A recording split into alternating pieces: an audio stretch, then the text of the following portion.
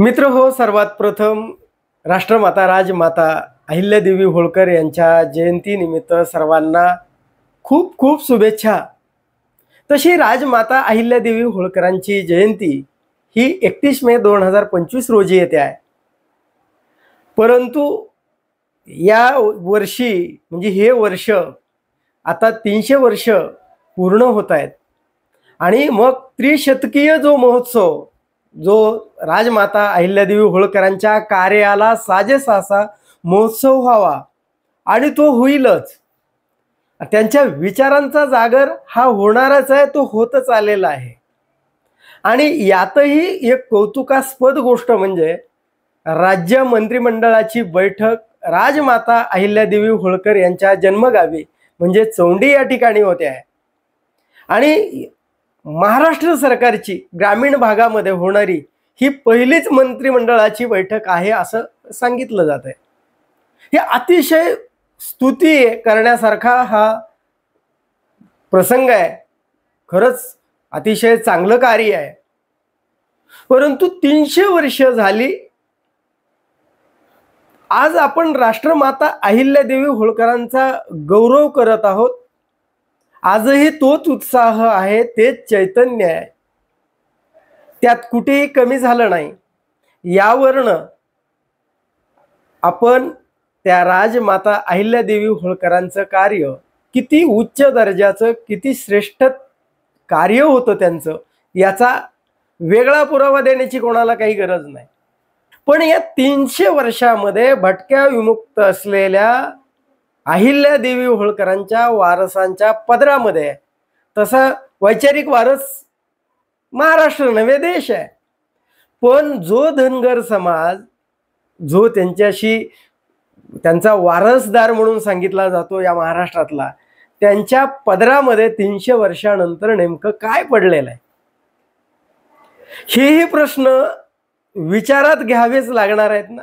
काही प्रश्न सोडून द्यान कसं चालेल. मित्र, 2014 साली ज्यावेळेस देवेंद्र फडणवीस सरकारमध्ये आले, त्यांनी एक आश्वासन दिलं होतं की पहिल्या मंत्रिमंडळाच्या बैठकीमध्ये मी हे धनगर समाजाला एसटीच्या प्रवर्गामध्ये आरक्षण देणार आहे. आणि आता वर्ष किती आहे, 2025, म्हणजे 14 आणि हे 25 म्हणजे ते 6 आणि हे 5, आज जवळजवळ 11 वर्ष होत आली आहेत ना. या 11 वर्षामध्ये मधला काही 2-2.5 वर्षाचा काळ सोडला तर देवेंद्र फडणवीसच आहेत सत्तेमध्ये. म्हणून देवेंद्र फडणवीसांना प्रश्न विचारण्याच्या पाठीमागचं कारण हे आहे की त्यांनी ते आश्वासन दिलं होतं आणि ते आजही मुख्यमंत्री आहेत. परंतु धनगर समाजाचा समावेश आजही आदिवासी वर्गामध्ये झालेला नाही आहे. आणि मग हे आश्वासन घेऊन जी काही खोट्या शपथा घेऊन आपण सत्तेमध्ये आलो आणि आज राजमाता अहिल्यादेवी होळकरांच्या जन्मगावी आपण मंत्रिमंडळाची बैठक घेतोय. आपण खोटं बोललो, 10 वर्षामध्ये आपण या धनगर समाजाला एसटी प्रवर्गामध्ये टाकू शकलो नाही, याचं प्रायश्चित्त आज मंत्रिमंडळाच्या बैठकीमध्ये देवेंद्र फडणवीस घेतील का? आणि आम्ही आजपासून एसटी समाजामध्ये धनगर समाजाचा समावेश करण्याची जाहीर घोषणा करतो असं मंत्रिमंडळाच्या बैठकीनंतर जाहीर तर होणार नाही ना. का करतील? ते करूही शकतात. आणि त्यांनी जर केलं तर ते खरोखर धनगर समाजाला न्याय दिल्यासारखं होईल. बरं, कसं विश्वास तरी कसा ठेवावा? 2019ला 1000 कोटी रुपयांचा निधी, विशेष निधी धनगर समाजासाठी जाहीर केला होता देवेंद्र फडणवीस यांनी.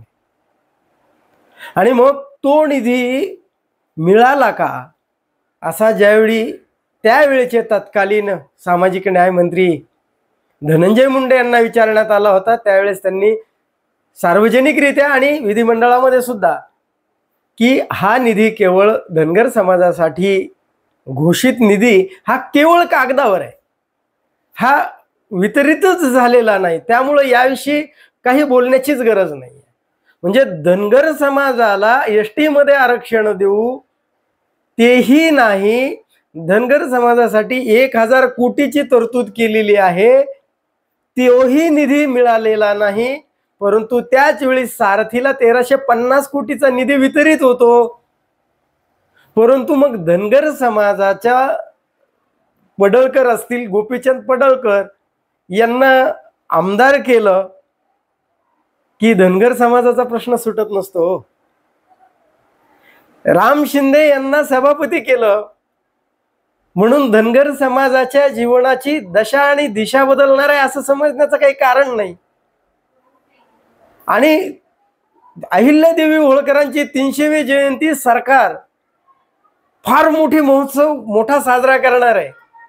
परंतु त्यांनी आजवर जाहीर केलेल्या म्हणजे ज्या योजना आहेत, आदिवासींच्या ज्या योजना आहेत, आदिवासींना मिळतात त्या 13 योजना आम्ही धनगर समाजाला जशाच तशा लागू करत आहोत. धनगर समाजासाठी वेगळ्या निधीची तरतूद करत आहोत. आंध्र प्रदेशामधील त्या लंबाडा जातीच्या धर्तीवर तिचा अभ्यास करून आम्ही केंद्र सरकारकडे मागणी करत आहोत. पण अहो, केंद्रामध्ये आणि राज्यामध्ये याला डबल इंजिनचं सरकार आहे ना. मग आता अडचण नेमकी कोणाची येते आहे? तुम्ही काहीही करू शकता, परंतु द्यायचं का नाही द्यायचं ही इच्छा शक्ती तुमच्याजवळ आहे. द्यायचं असेल तर तुम्ही त्या क्षणी सुद्धा देऊ शकता. मग जो सरकार एकतर सामाजिक प्रश्न सोडवायचे धनगराचे समाजाचे म्हणून आपण जाहीर करतो, पण त्यातलं खाली किती उतरतंय, ते समाजापर्यंत किती पोहोचतंय, काय काय पोहोचलं की 20 मेंढ्या एक नर, त्यामध्ये 75% सरकार देणार आणि 25% लाभार्थ्यांनी आज योजना दिली जाते आहे. किती निधी आहे? 40-44 कोटीचा निधी. पण किती वर्ष, किती खर्चालाय, किती दिलाय हे पाहिलंय कोणी? धनगर समाजाच्या मुलांसाठी वसतिगृह उभा करणार होतो आपण आदिवासीच्या धर्तीवर.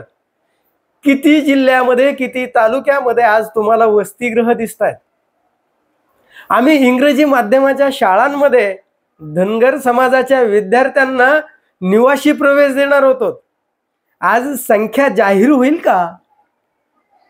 आम्ही धनगर समाजाच्या विद्यार्थ्यांना स्पर्धा परीक्षेसाठी शिष्यवृत्ती देणार होतो. किती विद्यार्थी, कोणती संस्था आणि कशा पद्धतीने काम करते आणि त्यासाठी किती निधी दिला गेलाय.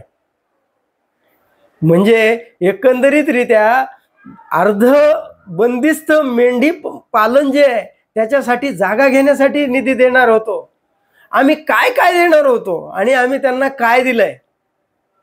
भलेही जर कायदेशीर आणि घटनात्मक अडचणी असतील एसटी समाजामध्ये धनगर समाजाचा समावेश करण्यासाठी, पण जे निधी, जो स्वतंत्र निधी आम्ही जाहीर केला तो सुद्धा देवेंद्र फडणवीस जी आपण दिला नाहीये.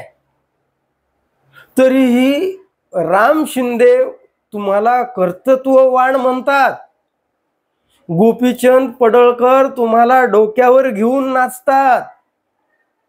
म्हणजे हा अहिल्यादेवी होळकरांच्या विचारांचा उत्सव म्हणायचा का?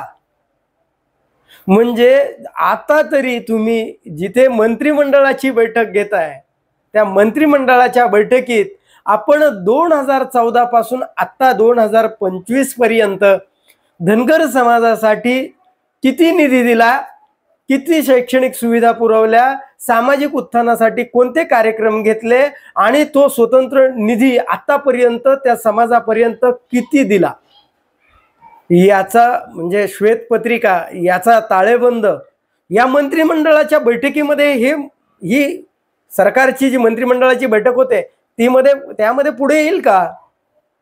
का केवळ महोत्सव भरवले, ढोल वाजवले, अहिल्यादेवी होळकरांच्या आम्ही वारस आहोत असं म्हणायचं आणि केवळ नेते सुधारले पण जनता मात्र तिथल्या तिथेच.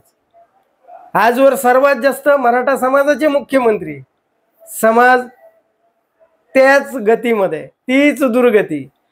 आता म्हणजे जे नेते आपले सत्तेत गेले म्हणजे समाजाच्या ज्या भाबड्या अशा असतात ना की माझा नेता आता सत्तेमध्ये आहे, तो माझ्या समाजाला न्याय मिळवून देऊ शकतो. नाही मित्रहो, कोणत्याही समाजाचा नेता त्याच्या जातीशी त्याच्या समाजाशी आता प्रामाणिक आहे असं म्हणता येत नाही। तो त्याच्या कुटुंबाशी त्याच्या स्वार्थाशी त्याच्या उद्योगाशी त्याच्या संपत्तीशी तो प्रामाणिक असतो। तो तुमच्याशी कधीही प्रामाणिक असू शकत नाही। म्हणून आता ही जी चोंडी या ठिकाणी खोट्या शपथा घेतल्या जाणार नाहीत, खोटी आश्वासनं दिली जाणार नाहीत। आता तरी राजमाता अहिल्यादेवी होळकर यांच्या जन्मगावी येऊन धनगर समाजाला खुश करण्यासाठी खोटी आश्वासनं देऊ नका। जे आतापर्यंत केलंय काय केलंय त्याचा जाहीर उलगडा करा, लोकांना कळू द्या आणि आता यापुढे तुम्ही आणखी काय करणार आहात तेही सांगा। म्हणजे एकंदरीतरित्या हे सरकार किती गंभीर आहे, किती गांभीर्यानं विचार करतंय धनगर समाजाविषयी हे लोकांना कळेल। आणि ही मंत्रिमंडळाची बैठक म्हणजे केवळ त्या समाजाला एक उत्सवी स्वरूप देऊन खुश करण्याचा प्रयत्न करण्यापेक्षा धनगर समाजाची दशा बदलेल, दिशा बदलेल यासाठी हे मंत्रिमंडळाची बैठक अतिशय खूप मोठी ठरेल। आणि ही मंत्रिमंडळाची बैठक म्हणजे समाजाच्या प्रश्नाला काडीनं मलम लावण्यासारखा तो प्रकार होऊ नये एवढीच अपेक्षा आहे। म्हणजे हा सरकारी उत्सव साजरा झाला की पुन्हा नंतर जे प्रश्न आहेत, आपल्या मेंढ्या, आपलं रान, आपली काठीण, आपलं चालायचं, म्हणजे आमचे मुलं, आमचे शैक्षणिक प्रश्न, आमचे सामाजिक प्रश्न, आम्हाला घरकुलं किती देणार होते, आम्हाला काय काय देणार होते, त्यातलं काय मिळालं याचं मात्र या मंत्रिमंडळाच्या बैठकीमध्ये या पुढे यावं एवढीच अपेक्षा आहे। हे विश्लेषण आपल्याला कसं वाटलं, आवडलं असेल तर लाईक आणि शेअर करायला विसरू नका। धन्यवाद। जय महाराष्ट्र।